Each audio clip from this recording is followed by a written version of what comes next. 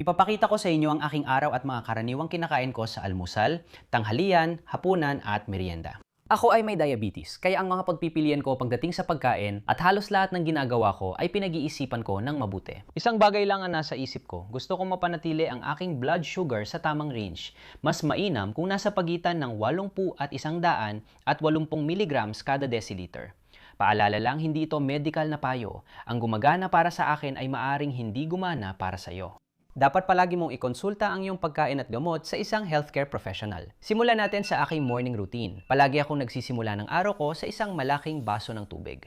Ang fasting blood sugar ko ngayon ay 80 mg per deciliter at pababa pa. Medyo mababa yon para sa akin. Umiinom ako ng kaunting fruit juice para hindi bumaba glucose ko. Papunta sa trabaho, hindi ako nag-aalmusal o umiinom ng kape sa umaga. Mas gusto kong gumalaw agad, kaya mabilis akong naghahanda at umalis. Kakarating ko lang sa opisina ng 6:30. Ang gusto ko sanang sabihin ang blood sugar ko, pero nalilito si GM ko ngayon at di ko makita ang mga numero. Sana maayos na uli. Karaniwan akong nag-aalmusal sa opisina tuwing alas 8 hanggang alas 9 ng umaga at ngayon, paborito kong almusal ang kakainin ko, bowl. Overnight oats na inihanda ko kagabi gamit ang almond milk, chia seeds, saging, mangga, berries na tinaktakan ng cinnamon at maca root powder. Sa kabutihang palad, maayos na ang CGM ko at ang blood sugar ko bago almusal ay 5.3 millimol o 75 medyang per deciliter eksakto kung saan ko gusto. Alam ko na ang saging at mangga sa almusal ay mabilis mantaas ng blood sugar ko. Mataas ang glycemic index nila kaya sinasamahan ko sila ng steel cut oats, chia seeds at berries. Mababa ang glycemic index at mataas sa fiber ang mga ito, kaya napapabagal ang pagtaas ng blood sugar at ang bowl ng almusal na ito ay may mga 70 net carbs. May type 1 diabetes ako kaya kailangan kong mag-inject ng pre-meal insulin dose na tinatawag ding bolus bago kumain ng almusal gamit ang insulin pump ko.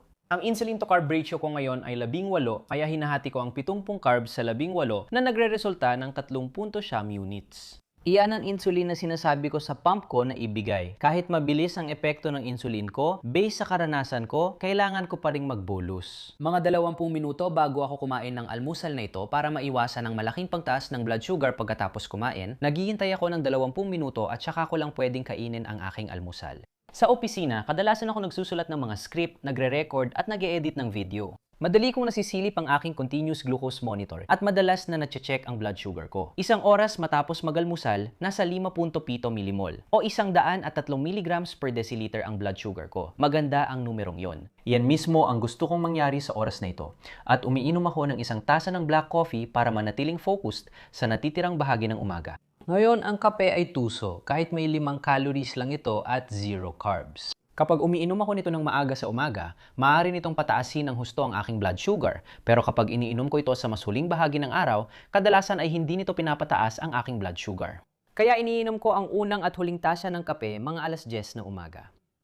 Isang oras pagkatapos uminom ng kape, nanatiling 5.7 o 100 at 3 millimoles kada deciliter ang blood sugar ko. Kaya makikita na hindi malaki ang epekto ng kape noon. Ipinapakita ko ang tanghalian ko ngayon bago mag-ehersisyo. Madalas akong mag-stretching, mobility training at konting strength training, kaya bumababa lagi ang blood sugar ko sa ganitong workout. Para maiwasan ang matinding pagbagsak ng blood sugar ko na maaari magbanta sa buhay ko, ginagawa ko ang mga sumunod. Sinususpinde ko ang basal insulin delivery ko sa insulin pump mga 60 minuto bago magsimula ang workout session. Sa ganitong paraan, mas kaunti ang aktibong insulin na nasa katawan ko habang nag-ehersisyo ako. Palagi rin akong kumakain ng saging o umiinom ng maliit na bote ng natural na fruit juice na may mga 25 carbs bago mag-workout. Paraan din ito para mapanatili ang sapat na blood sugar ko habang nag-ehersisyo. Ngayon, kaming gumagamit ng insulin ay dapat laging may glucagon kung sakaling biglang sobrang bumaba ang blood sugar. Gvoke HypoPen ay isang ready-to-use glucagon rescue pen para sa matinding low blood sugar emergencies. Kahit sino pwedeng gumamit gamit ang 2 hakbang. Trainer pen lamang ito. Ang Gvoke HypoPen ay dapat itago sa selyadong pouch hanggang sa oras na kailangan mo itong gamitin. Maaring mapunta ka sa sitwasyon na mawalan ka ng malay o magkaroon ng seizure at doon mo kakailanganin ng tulong mula sa iba. Mainam turuan ng mga tao sa paligid kung paano at kailan ka bibigyan ng glucagon at kung saan mo ito itinatago. Hilahin ng pula at itulak ang dilaw. Simple lang. Ang Gvoke HypoPen ay walang nakikitang karayom at hindi kailangang i-refrigerate. Matatal ito ng 30 buwan sa room temperature. By the way, ang blood sugar ko bago mag-hersisyo ngayon ay nasa 77 mg kada deciliter o 5.4 millimol at pagkatapos ng hersisyo ay nasa 104 mg kada deciliter o 5.8 millimol. Napanatili kong stable ang blood sugar ko habang nag-ehersisyo at di ko kinailangan ng glucagon. Pero mahalagang laging may dalang glucagon bilang backup. At kung nasa US ka, tinan mo ang GVOG Hypopen sa givoglucagon.com. Katatapos ko lang mag-ehersisyo at ibinabalik ko na ang basal insulin sa pump ko. Dahil suspendido ang basal insulin ko sa nakaraang 2 oras, halos wala na akong natitirang aktibong insulin na yon. Magbibigay din ako ng maliit na bolus pagkatapos mag-ehersisyo para maiwasang tumaas ang blood sugar ko sa susunod na oras. Sa wakas, lilipat na tayo sa tanghalian at kakain ako sa isa sa mga paborito kong restaurant. Ito ay isang typical na Middle East buffet. Marami masusustansyang pagpipilian dito pero meron ding hindi masyadong healthy na mga pagkain.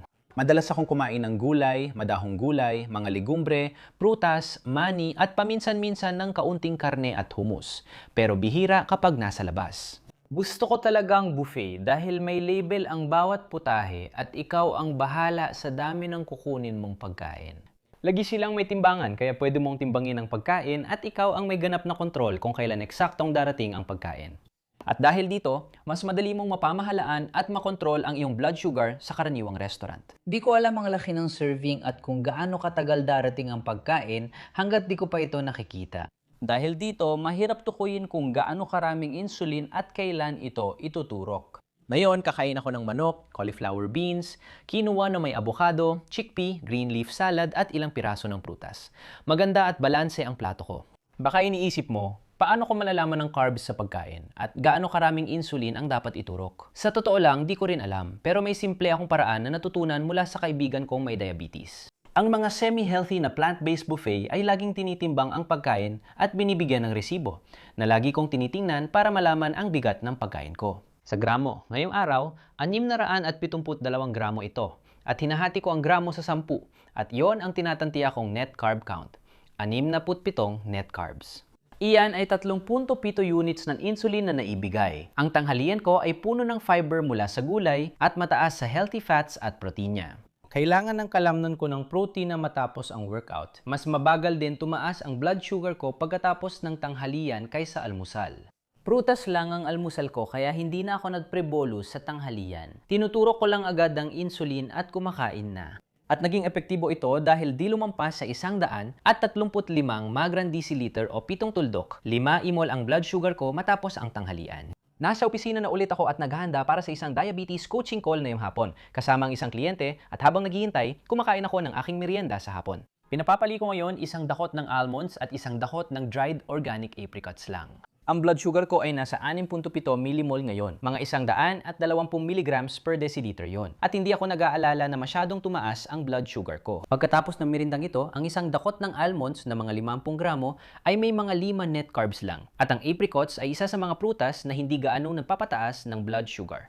Ang dried apricots, bagamat matamis, ay may glycemic index na 32 lang, na mababa para sa prutas. Kumakain ako ng 10 apricots, 35 net carbs, at mag-inject ng 2 unit dagdag insulin para sa merienda. Pauwi na ako, bumili ako ng ilang grocery at oras na para maganda ng hapunan at magiging espesyal talaga ang hapunang ito.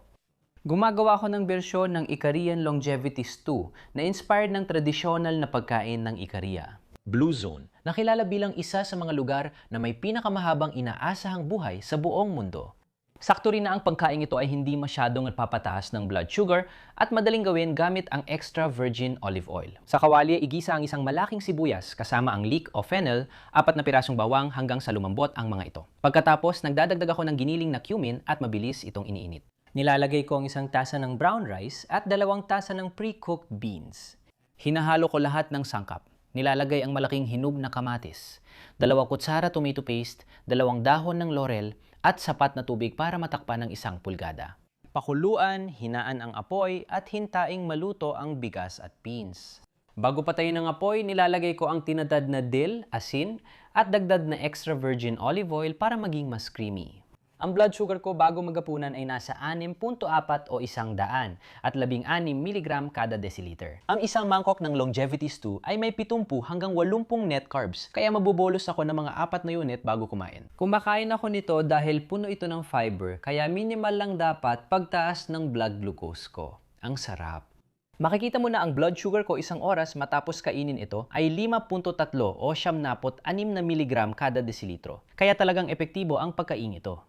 Karaniwan, hindi na ako kumakain pagkatapos ng hapunan at hindi ko na kailangan ng pre-meal insulin maliban sa basal insulin mula sa insulin pump na natatanggap ko buong araw at gabi. Kung naghahanap ka ng inspirasyon sa pagkain para sa diabetes, may 7 superfoods na gustong-gusto kong kainin at sulit subukan ng bawat diabetic. Kung gusto mong malaman kung ano ang mga iyon, i-click mo ang video na ito at ito ang susunod mong panuurin. Magkikita tayo doon. Paalam.